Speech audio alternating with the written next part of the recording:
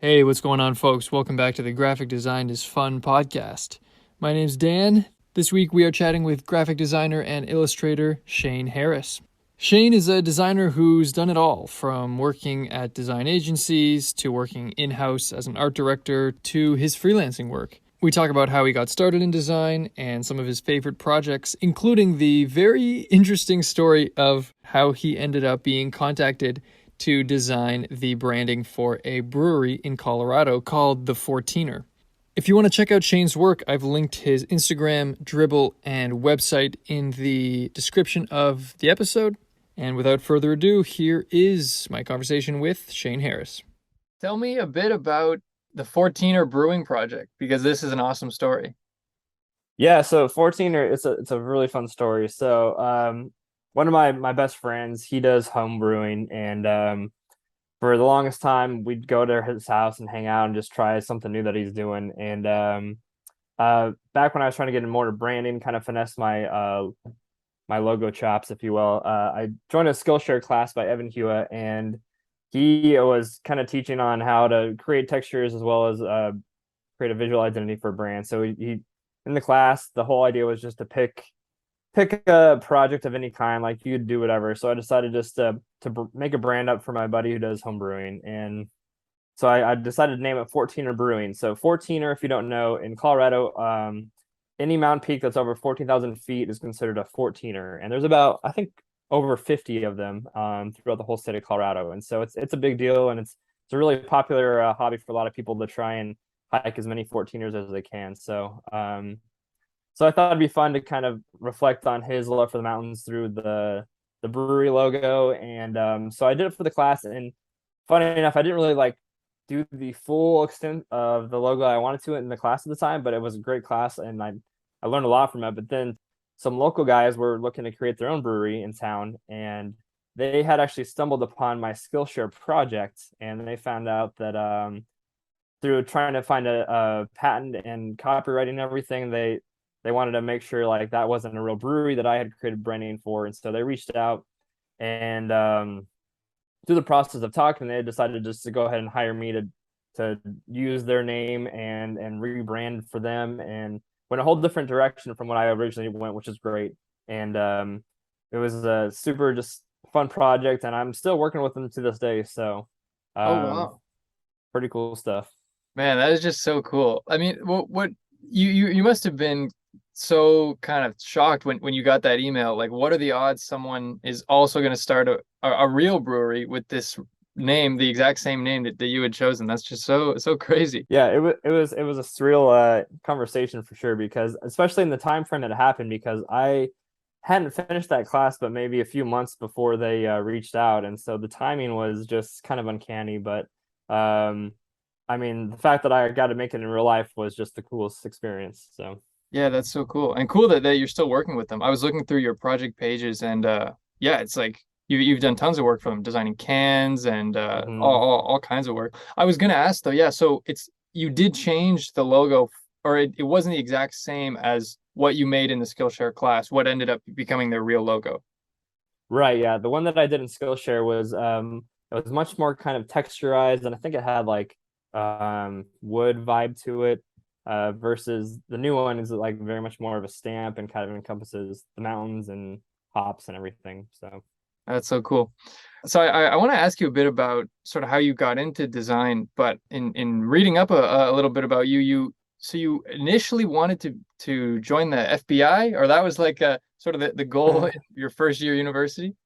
yeah, so I kind of wanted to get a sociology degree and go into forensics and FBI investigation or whatever. And that first year of school, maybe even the first semester, to be honest, I was like, this is not for me. I realized pretty quickly, I was like, okay, I need to be doing something creative, Right. and just a little more out there instead of something so dialed in and serious. And just wasn't my personality to pursue that. So um, I actually, in high school, I took a desktop publishing class, and we learned Photoshop. And this is going to really date me, but I think at the time it was like Photoshop 5.5 or Photoshop 6, like super old Photoshop. I don't even know how it worked Yeah. then, but I love that. And so I kind of went through some channels through college and try to figure out the best route there, and fell in love with the whole advertising route. So through that, I found a couple college jobs doing design. I worked for the college newspaper and did the entire layout and ad design, and kind of got all my chops. Honestly, through a lot of self-taught methods. I didn't really take a whole lot of graphic design classes. There was maybe only one offered at my school, so most of it I had to just do on my own and do through projects and work experience itself. So it's kind of where Right, it right. started. Okay, so you started sociology, pretty quickly realized, all right, this is not for me, and went the advertising route. And then so the design kind of came as like you said you didn't really have many design classes, but you took to the design element maybe more than the advertising.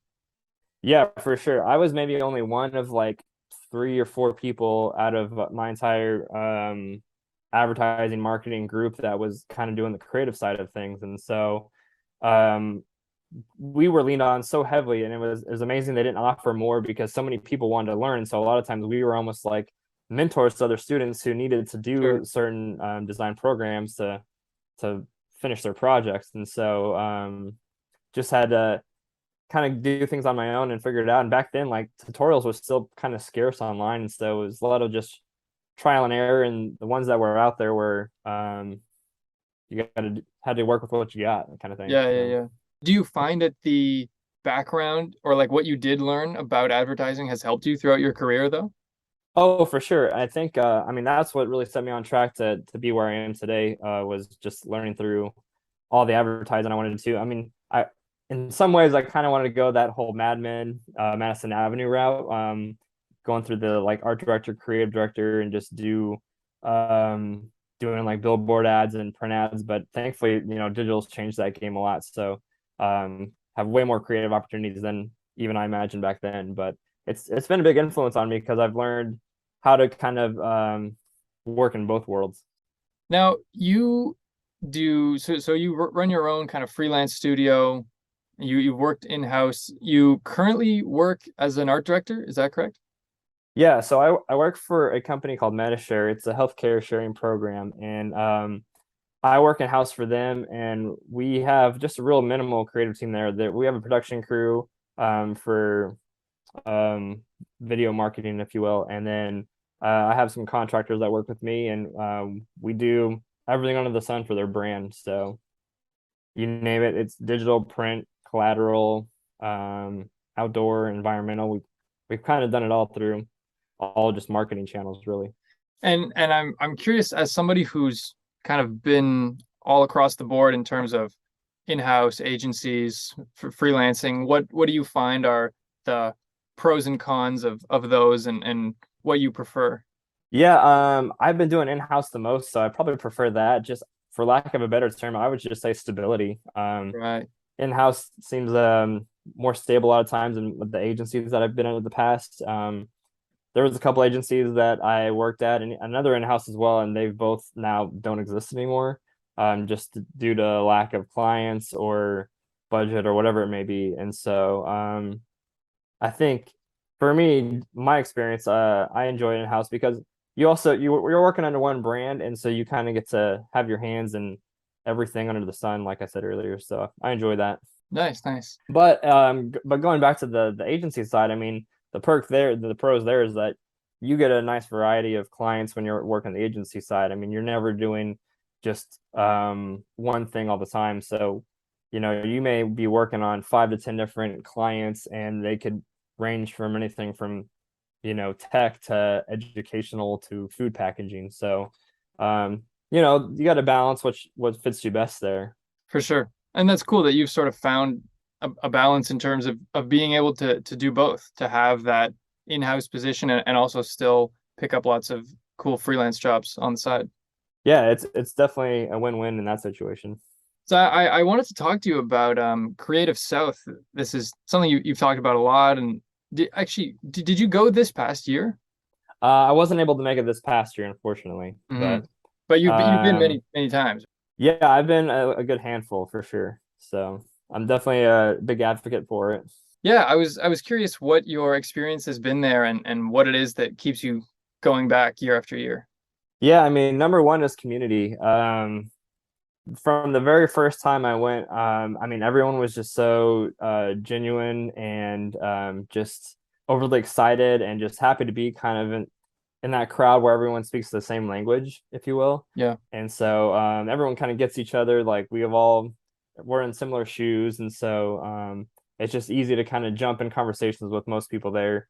And so everyone was willing to talk and take that chance of reaching out to somebody they'd never met before. And so for me, that kind of reeled me in right away is just how open everyone was, and through that over time, I've gotten to be in some other really good groups. There's a group of friends that we started a Slack group, and we just created the whole thing just to kind of get to know each other, but also to give each other feedback and share work that maybe we couldn't otherwise share because of um, other situations. But it's really helped us all enhance uh, our abilities as well as our friendships. And so there's been a couple of venues like that that's come out of Creative South just organically on its own. And I mean, there's even some other like there's some people who met through Creative South who then went to go on and create their own companies, just because they hit it off so well at the conference there. So there's just it's just a lot of good positivity for the design environment and design world. So. Any tips for someone who's going to their first design conference? Yeah, whether you're extroverted or introverted, just be open to anything and just be willing to network. I mean, that's one of the coolest things that comes out of all these. The speakers are great. You're always going to learn something new, and it's just cool to hear their experiences and see their quality work. That's why they're on stage. But meeting people is kind of one of the big keys there, and just being able to network and connect with new people. And like I said, you never know because you'll meet someone there that could be like a long lasting friendship. I mean, some of these people that I met through Creative South I've been friends with for years and years and years now, and can't even remember like doing stuff without them. So I would say, yeah, just being open to new friends.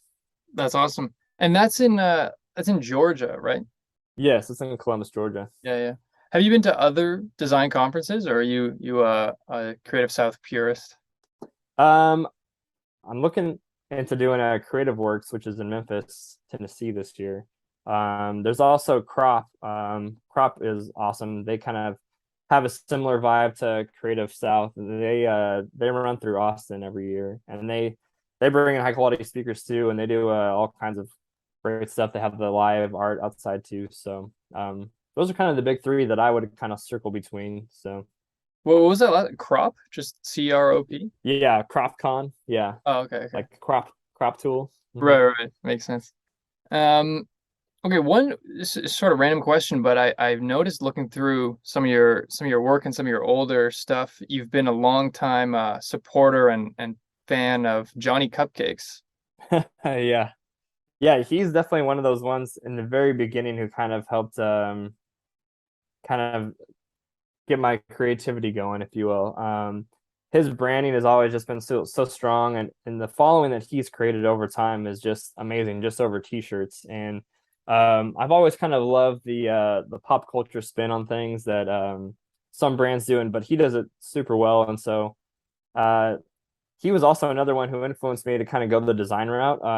When I was first looking towards the advertising area, I just saw how well he did things and said, that's kind of where I would like to go. And I've always just had this affinity for t-shirts in general too. So it's kind of everything on the line for me to be a fanboy for him. So Yeah, I've always been familiar with him, but sort of never until I saw like I noticed you had like even like a little Johnny Cupcakes figure or something on your desk. oh yeah, Oh, you got it right it's there. Yeah. Yeah. I was like like, a little scented vanilla oh, vinyl cool. toy. So That's sick. yeah. Yeah, I was like, you know what? I gotta check this guy out. Like, I always hear people talking about Johnny Cupcakes. What's the hype about? That's cool. And it's impressive because he's one guy who they do so many like riffs off of pop culture, like I said, that they somehow just managed to not have to worry about any kind of like cease and desist or anything because Right. they do it within their own brand, but yet it's going to be like Marvel or it's going to be like Batman or whatever. Like you know that what it is, but yeah, it's their brand, so it's not, you Hmm. know, stepping Yeah, over any line. it's a parody. Exactly. Yeah. Hmm. All right, cool. But before we wrap up, I do want to ask you. So you're a big Disney World fan, eh? Yeah, that too, for sure. What's your I've been there a couple times, but I'm from Canada, so it's a bit of a trek to get down there. Right. But what's your favorite ride? Ooh, number one would be Big Thunder Mountain at Magic Kingdom. Um, it's got kind of this old wooden coaster feel to it, but then it's got the speed and thrills of a bigger coaster than it looks like it is. And then I would say over at Animal Kingdom Park they have the Everest roller coaster. And that one's really good too. So I like the big rides. Nice, nice. Okay, well, actually, one final question, and Sure. this is your own question that I'm just gonna throw back at you. I don't know if you remember on the Quickie podcast, he did this thing where you would have to ask a question for the following guest, and you asked what's something that the design community does well. So I'll throw that question to you. I would say one thing the design community does well is challenge each other. Um, we all seem to be doing a good job of making sure that we're not just stalemating in one realm. I know that trending design happens, but at the same time, a lot of us make sure that that's not the only thing that's happening in design. And so I think another thing that we challenge each other at is like um, looking at not only what impact we have, but how we impact others, right? So um, I think our industry has really tried to look internally more and make a bigger impact on the world than just, for the bottom line. Well, thanks again for taking the time to come chat with me. Yeah, man. Appreciate it, Dan. It's great. Sweet. Thank you guys so much for listening to this week's episode of the Graphic Design is Fun podcast. If you enjoyed today's episode, please feel free to leave us a 5-star review on Apple Podcasts or Spotify, and we'll see you next time.